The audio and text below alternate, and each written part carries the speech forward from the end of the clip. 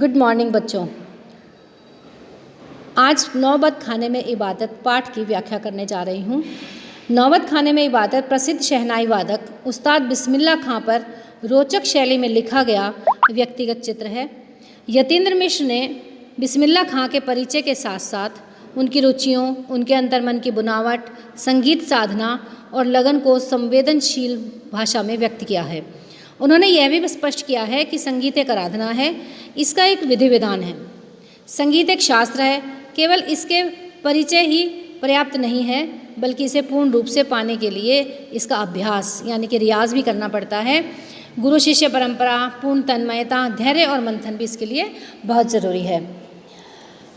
पाठ के सारांश के बारे में समझिए। अब अमीरुद्दीन आयु में अभी केवल 6 वर्ष के ही थे कि उनका जो बड़ा भाई था शमशुद्दीन 9 वर्ष का है। अमीरुद्दीन को रागों की अधिक जानकारी नहीं है। दोनों भाइयों के मामा बात बात पर कल्याण, भैरवी, ललित, भीम पलासी और मुल्तानी रागों की बातें करते रहते हैं, जबकि वो बातें उन दोनों की समझ में नहीं आती थी।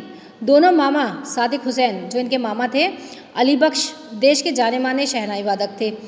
इनकी दिनचर्या में बालाजी का मंदिर सबसे ऊपर आता है तथा उनके हर दिन की शुरुआत इसी ड्योढ़ी पर यानी कि इसी दहलीज पर होती थी। अमीरुद्दीन बिस्मिल्लाह खां का ही नाम है। अमीरुद्दीन का जन्म बिहार के डुमरांव में एक संगीत प्रेमी परिवार में हुआ था। बालक अमीरुद्दीन 5-6 वर्ष डुमरांव में बिताकर अपनी ननिहाल, जो कि काशी में थी, बनारस में, वहाँ आ गए।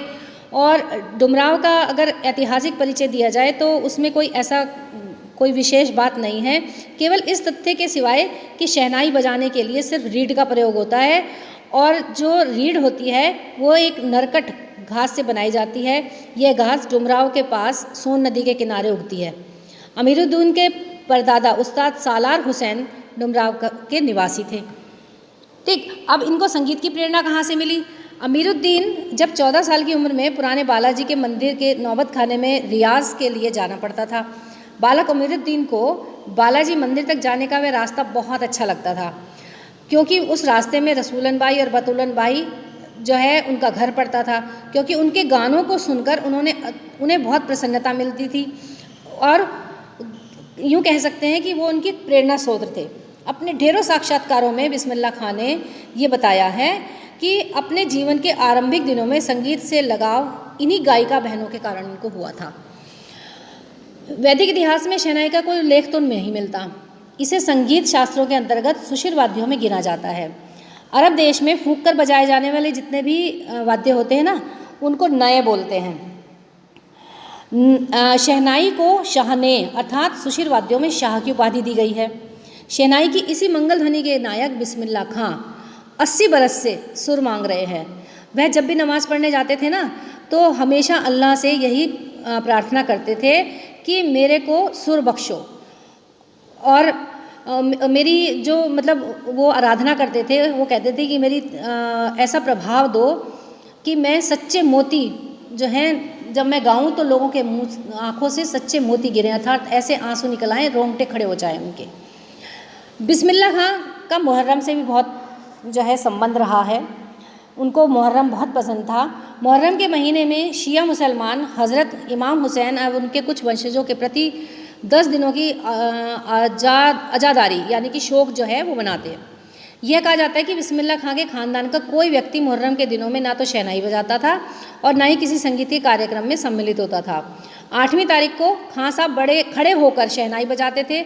इसी दिन दाल मंडी में फातमान के करीब 8 किलोमीटर की दूरी पर पैदल रोते हुए नौहा बजाते हुए जाते थे। नौहा एक वाद्य यंत्र होता है। इस दिन कोई राग नहीं बजता था। उनकी आंखों में इमाम हुसैन और उनके परिवार के लोगों की शहादत में उनकी आंखें नम रहती थीं। बिस्मिल्लाह खां एक और उनकी आदत थी कि वो छुपकर नाना को शहनाई बजाते हुए देखते थे, सुनते थे। जब लोग रियाज करने के बाद अपनी जगह से उठकर चले जाते, तब बिस्मिल्लाह खां क्या करते कि वो सारी शहनाइयों को एक एक करके देखते थे, ढूंढते थे और फिर एक शहनाई को फेंकते जाते थे। उन्हें बचपन में फिल्मों का बड़ा शौक़ था। उन दिनों 3rd क्लास का टिकट 6 पैसे में मिलता था। वह इसके लिए 2 पैसे मामू से, 2 पैसे मौसी से और 2 पैसे नानी से लेकर घंटों लाइन में लगकर टिकट खरीद करते थे। वे सुलोचना की फिल्मों के बहुत बड़े शौकीन थे। इधर सुलोचना की नई फिल्म सिनेमा हॉल में आई और उधर अमीरुद्दीन अपनी कमाई लेकर चले फिल्म देखने, जो बालाजी मंदिर पर रोज़ शहनाई बजाने से उन्हें मिलती थी।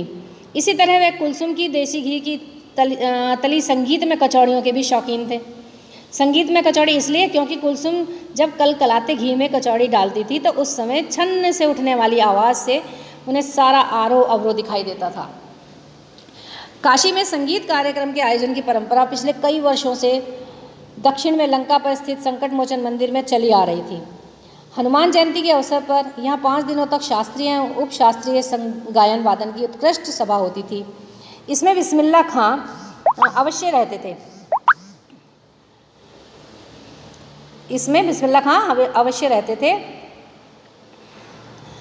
इसलिए बिस्मिल्लाह खां काशी विश्वविद्यालय के प्रति भी अपार श्रद्धा थी।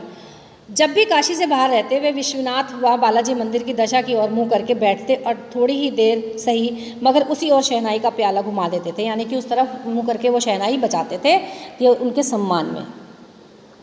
ठीक है, बिस्मिल्लाह खां ने इस बात को स्वीकार किया कि काशी की धरती को छोड़कर वह कहीं नहीं जा सकते, क्योंकि यहाँ गंगा मैया सहित बाबा विश्वनाथ व बालाजी का मंदिर है, जिसमें उनके खानदान की कई पीढ़ियों ने शहनाई बजाई है।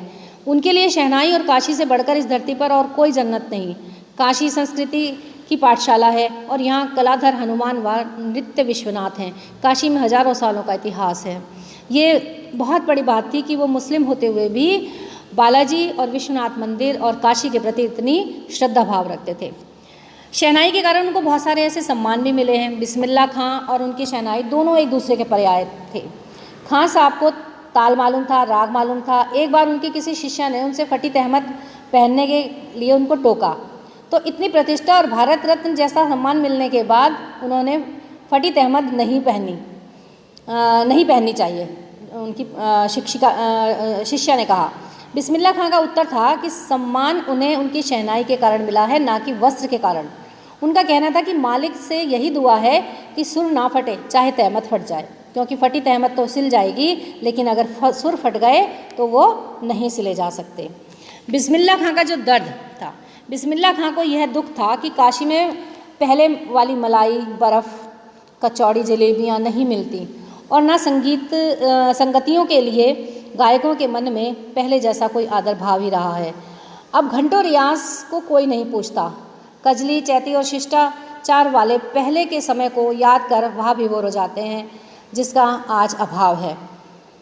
बिस्मिल्लाह खां की जो मृत्यु है वो भारत रत्न से लेकर इस देश के ढेरों विश्वविद्यालयों की मानद उपाधियों से अलंकृत है। संगीत, नाटक अकादमी पुरस्कार एवं पद्म विभूषण से जैसे अनेक सम्मानों से विभूषित बिस्मिल्लाह खां 90 वर्ष की भरी पूरी आयु में 21 अगस्त 2006 को उनका स्वर्गवास हो गया था। तो ये थी बिस्मिल्लाह खां के छोटा सा एक सारांश था। आशा है आपको समझ में आया होगा। धन्यवाद।